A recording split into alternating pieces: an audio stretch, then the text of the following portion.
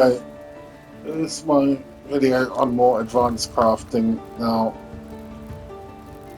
I I'm still learning, very much still learning, but I've needed to learn enough to know that crafting is one, complicated, two, expensive, and three, still a lot cheaper than trying to buy equivalent items on the market board. Uh, so this is the way I do things. I want to craft a new pair of rings. Do chaos rings, do amethyst rings in particular. So that's the first. The first kind of thing is pick your base item. This is important because the implicits that you get in your base item is what you need to work around. So the implicit is something that you can only change by corrupting, and corrupting has a large chance to go wrong. So you're better off 90% of the time picking a good base item and not corrupting it. It's not like Path of Exile 2, where corrupting can grant an extra implicit. Corrupting will overwrite the implicit. So if I get good corruption on this ring in particular, it'll wipe away that chaos resistance, which I actually want. So it's not actually worth corrupting it. So the first process in crafting is to identify the two most valuable affixes on your item. So let's have a look at my current ring here, which I'm wanting to upgrade. So I've got strength, intelligence, maximum energy shield, maximum life, +1 to minimum endurance charges, and non-channeling skills have -7 to mana cost. Basically, this is a pretty damn good ring, but what I want to do with it instead is I want to keep the strength and the maximum life and the endurance charges and the non-channeling, and I want to get rid of the intelligence and the energy shields. And out of all of these affixes, this is where it gets complicated, is that I can only naturally roll on this ring of the four I want to keep: the strength, max life, endurance charges, and non-channeling. I can only roll strength and max life. So those are the two I want, and I want 5 higher strengths. I want 49 strength if possible, and a higher maximum life roll. So now that I have the two things that I want on here, the first step is to get out an orb of transmutation, bam, put it on there, and then augmentation. These are extremely valuable in crafting because the first step where you sort these two, 50 to strength is like a perfect roll. Let's have a look. Yeah, it's a tier 1 roll, max. I wonder, I won't see that again for a while. I want it with maximum life. So this you can gobble up a lot of orbs of alteration doing this. So when you're mapping, when you're doing anything for max life roll, it's alteration that to get augmentation to get when you're doing maps or anything, you want to always leave with a full inventory of rares to dismantle for specifically transmutation and augmentation. And just remember to pick up any grey item you see, like solid grey, chest armor or two-handed weapon, because that's not a 6 link but a 6 slot, which dismantles into 7 jeweler's orbs, and you can trade 8 jeweler's orbs. 4 jeweler's orbs for a single orb of fusing. That's how you gradually get up your orbs of fusing. So as you can see, this is quite a laborious process doing just this first bit, but it's incredibly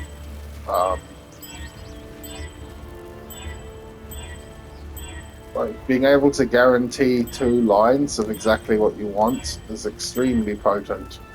And I won't sit here and do this forever. I'll just give you the idea. Say that was the roll we want. Next thing we want to do is get another ring.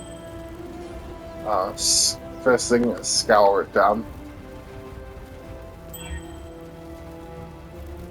So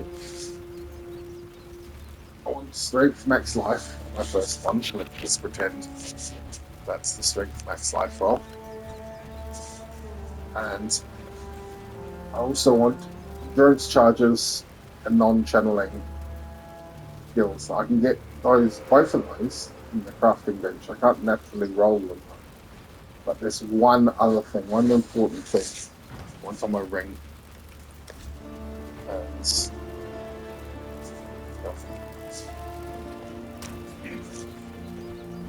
this is when looking at really potent items, this is like the kind of key almost. There's certain things that can't naturally roll. Now you can get some of them from the crafting bench, and the others come from essences. Specifically, these essences is the one I'm looking for, the Screaming Essence of Spawn. Now, what this one does gives 15 to 17 to global critical strike multiplier, which is what I use. And that they can't naturally roll, basically. It's this one's an even better Deafening Essence of Spawn. So they can't naturally roll on the ring, that's what I want. Essences have a lot of things like these block spell damage over time, multipliers when your minions, they have all these weird stats on them that you can't normally get on any items, that only come from essences.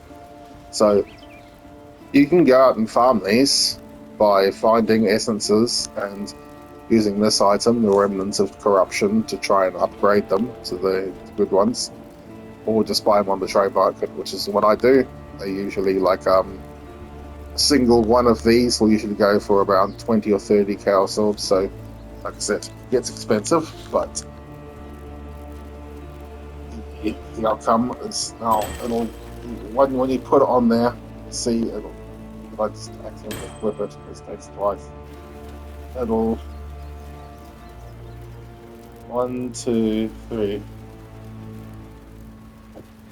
It'll roll a whole bunch of other junk as well. But the one you want is the 24. As long as you have that, you're all right. And the next step is to, once you got those two, next step is to go up here and go to the combinator.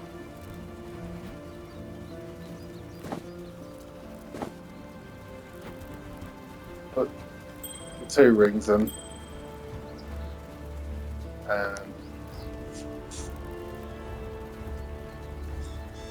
select max life and strength. It's not that, but that's what we're pretending it is. And then on the other one, get the critical strike modifier.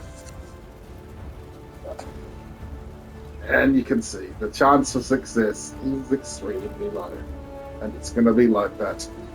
You have to deal with it, basically. Uh, and you just keep on doing this until you hit it. And it takes a while and you'll go through a lot of phases, but it's something you do on the side. You get something that's good enough and you work on this. And then once you have your 3 lines, be strength, max life, and crit strike modifier, and you take these out, go to the crafting bench, and you're going to put that ring in. You're going to go down here, right down the bottom, and pick. Oh, you need to do it on a rare item, not a magic.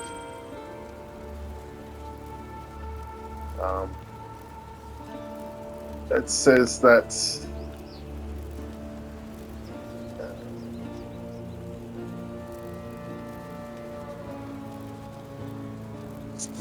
this one is the only one. Obviously, I can't fit this on because this one's got all this junk in the way. But if it's my 3-line item that I had made through the Recombinator, I could pick this one. Can have up to 3 crafted modifiers, which costs 2 divines. So yeah, this is why you can't buy these items, because they cost like much more than 2 divines to make. So buying them is like 20-30 divines. But so yeah, hit that 3 crafted modifiers, and then we're going to craft on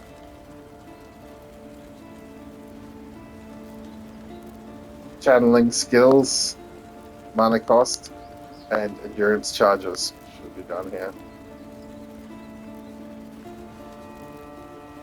And that's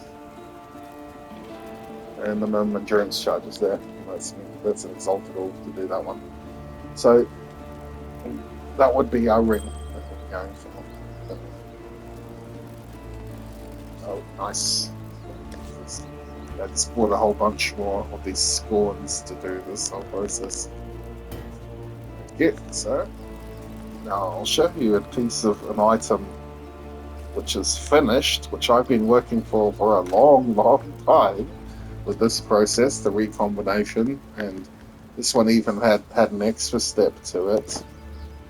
I'll go into it very briefly, is that on body armor, helmets, boots, and gloves, you can put these things on, these Eldritch Ichors and Eldritch Embers, and what you can do with them is, see, this piece of armor is just finished now. It just needs 6 linking.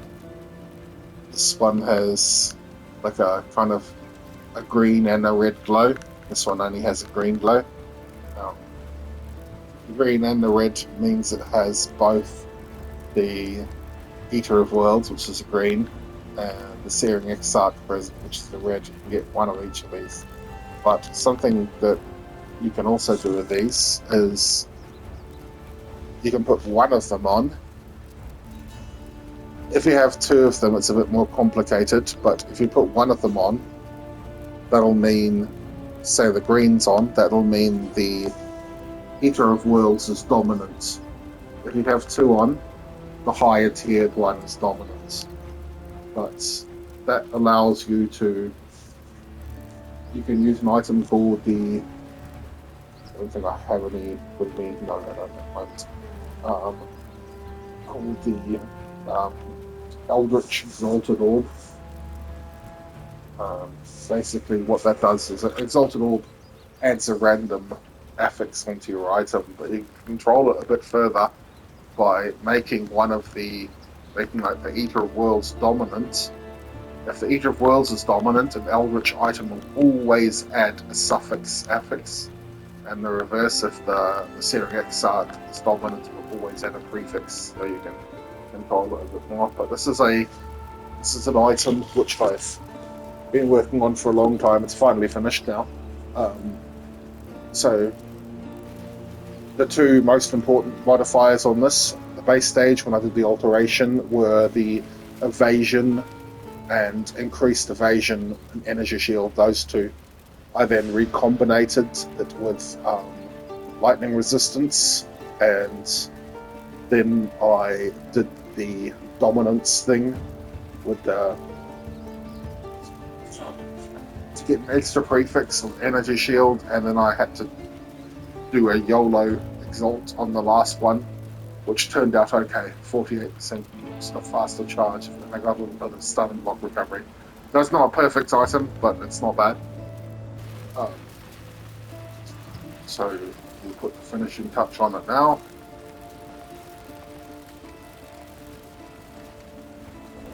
Put it on the bench.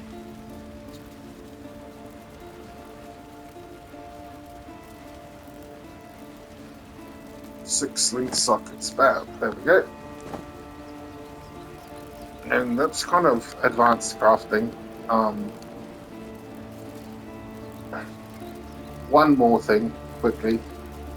If you find an item with a fractured mod on it, like this, fractured mod, there's the yellow line there. That means nothing you do to the item, scouring, chaos, you can never get rid of that. And if you find a good one, this one's really good, critical strike multiplier, it might be worthwhile doing the harvest craft on it. And a good harvest craft to use for me would be the Forgel rare item with random modifiers, including a fire modifier. It's pretty good. You don't want a fire wand, and so see, it stays there. Fire damage, fire. It's not bad, but it's not what I'm looking for. But yeah, it's kind of eye-wrenching. And that's about it.